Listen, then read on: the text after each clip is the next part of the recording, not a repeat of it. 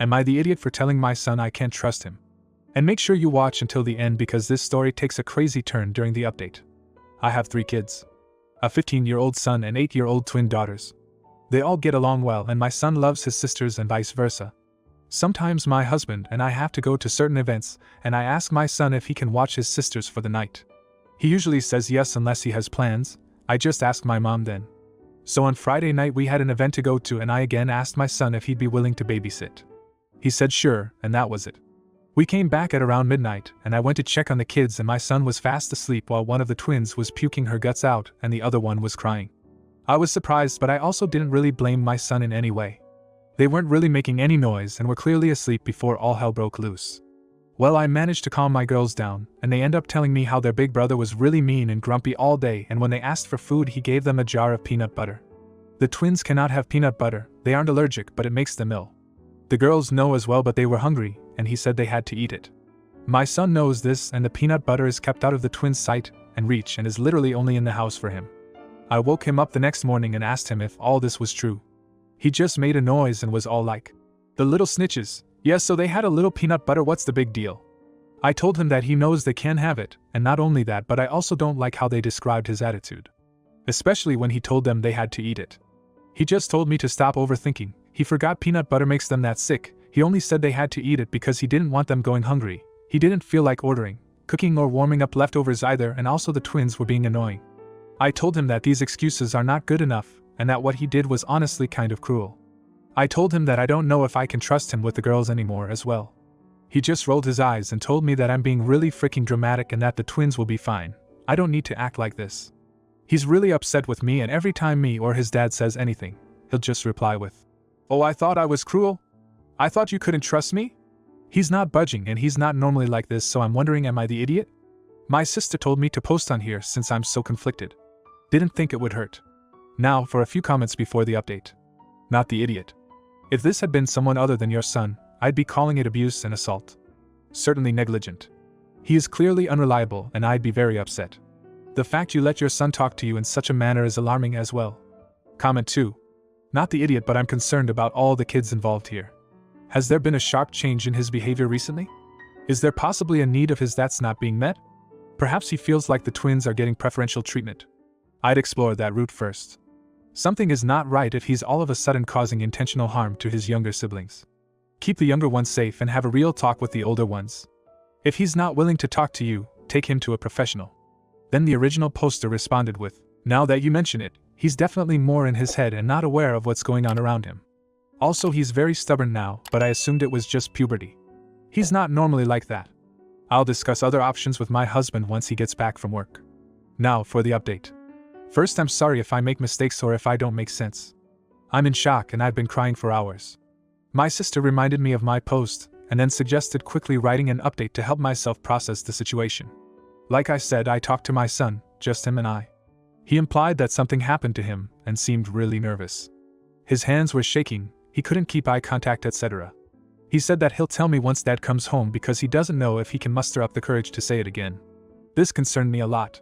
I was hoping that it was girl problems, and now that I know what it was, I wish it was him feeling like he babysits too much like many of you guys suggested. His dad came home and we put the girls to bed. Then we sat down to talk. He then told us what happened. I'm being vague on purpose, but I have never seen my husband cry, and what our son told us was enough to break us both. My son began to just say whatever came into his mind and said that he had interacted with the person that inflicted harm upon him earlier that day and was in a very off mood. Anything the twins did made him angry, and then they asked for food, but he was in a bad mood, so he offered the fruit and quick and easy junk food I had mentioned we had, but they refused to eat it.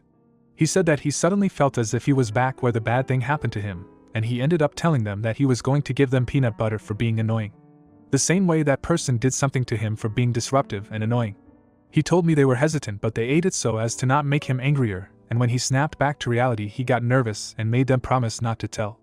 The girls then said something which put him back in that bad place, but he managed to go into his room before he did anything else. He said he was really sorry, and that he's really scared because he can feel himself turning into the person that did that to him. He said that he doesn't know why he yelled at me so much, and he just would not stop crying. We comforted him, and he ended up falling asleep. I'll be honest though, I'm scared. His behavior changes are making sense now, but I never thought that person would do such a thing to my baby. My poor son who was so freaking scared. We're going to get a lawyer in again, being vague on purpose, but my husband is determined to put that sick, disgusting human away. We'll also be getting therapy for my son. I was going to talk about some things you guys mentioned, but I don't know if I can write anymore.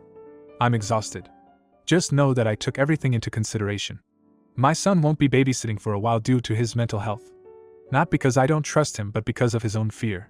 I'll also be booking a doctor's appointment to figure out the girl's problem with peanuts. Also, parents, please keep in mind that although it's true that teens can be massive jerks, big changes don't occur simply due to puberty. There is always a bigger reason. Bullying, peer pressure, drugs, sexual abuse, etc. Anything is possible. It's easy to think that things can happen to your children, but look at where that left me. I thought my kids would be safe. We live in the safest neighborhood, and my kids are growing up with lots of privileges many can only dream of. Yet my son was still hurt. By an adult we all trusted. Don't make my mistake. Teach your kids to say no and scream for help. Tell them that no one has the right to their bodies. Tell your sons that it can happen to them. I know it's hard, but it's a lot harder to hear your child cry because it happened. I didn't think my post would get any attention, but maybe it was for the better. At least now people know what can happen to their children.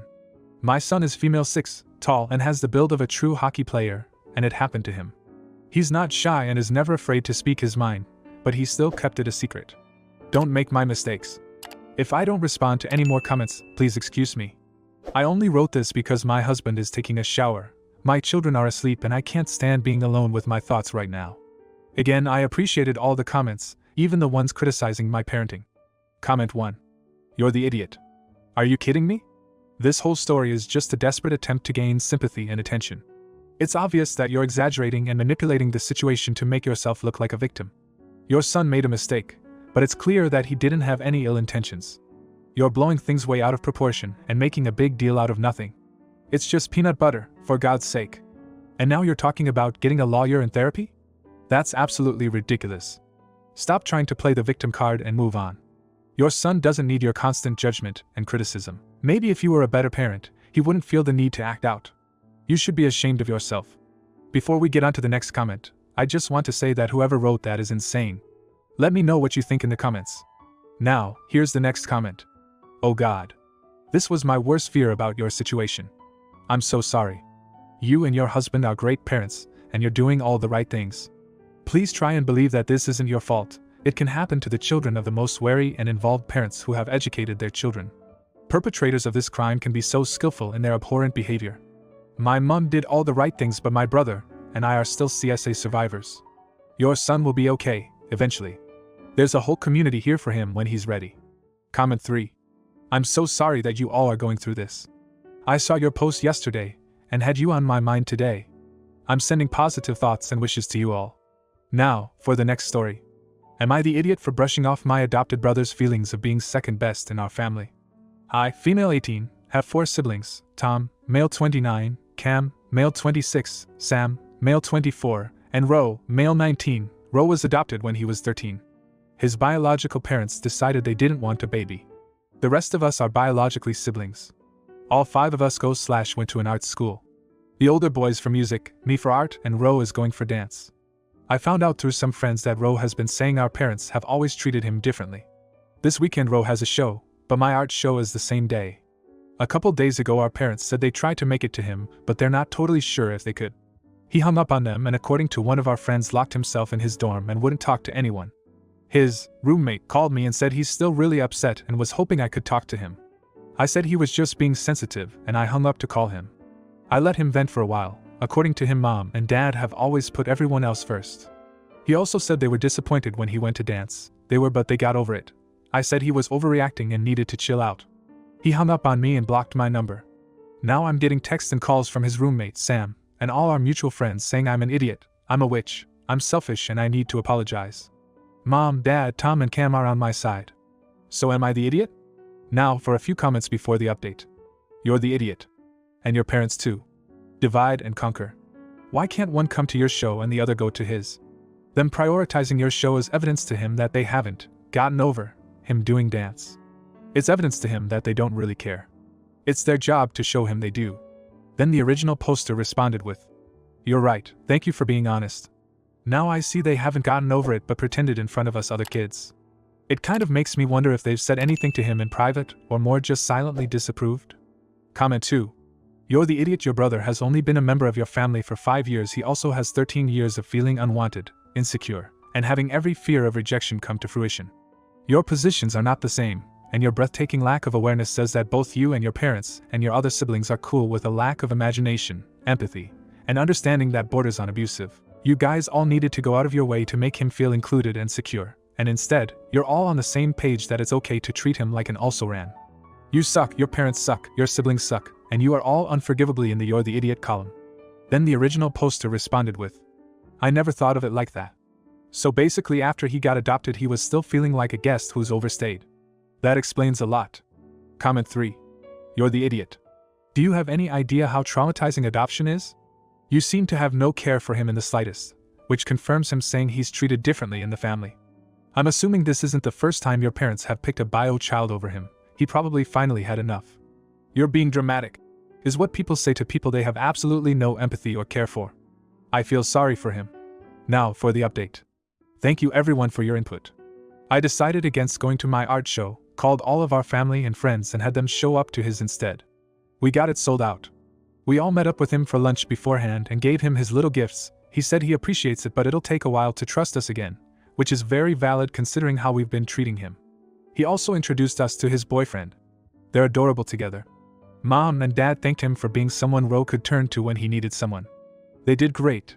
They even got a standing ovation at the end. Ro did injure his ankle slightly in the beginning of Act 1 during his first solo, but played it off amazingly. I'm proud of him, and it was amazing to formally meet his boyfriend.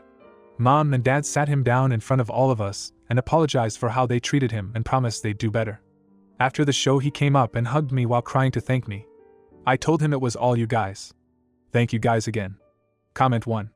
Thank you for the update.